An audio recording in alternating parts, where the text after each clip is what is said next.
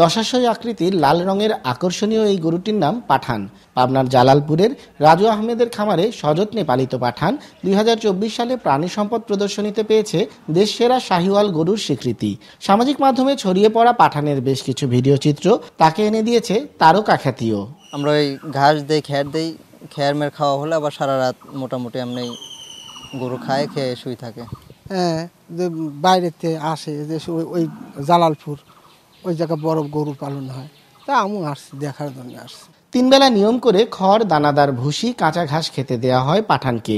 রোগবালাই ও জীবাণুমুক্ত রাখতে 2 বেলা গোসলও করান খামারের কর্মচারীরা। 4 বছর বয়সী গরুটির ওজন প্রায় 26 মণ। এ পর্যন্ত দাম উঠেছে 26 লাখ টাকা। পাবনায় এই গরু কিনতে রাজু ভাইয়ের সাথে পরিচয়, ওইভাবেই এখানে আসা। প্রতি বছর এখান থেকে নেওয়া হয়। আমরা ঢাকা থেকে আসছি, আমরা রাজু ভাইয়ের থেকে গত বছর গরু নিচ্ছি, এবছর নিতেছি। 2010 সালে শখের বশে গরুর খামার করেন রাজু আহমেদ।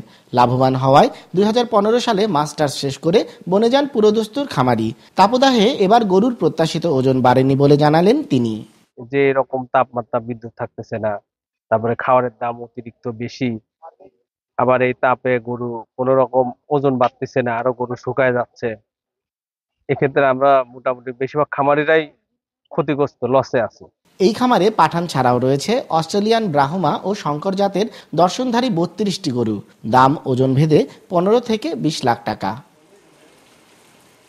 রিজভি জয়, এটিএন নিউজ, পাবনা। ফিনিশ আসলে একটা জিনিস, সস্তায় বস্তাপতা জিনিস, স্পার্টা চিনে ফিনিশ।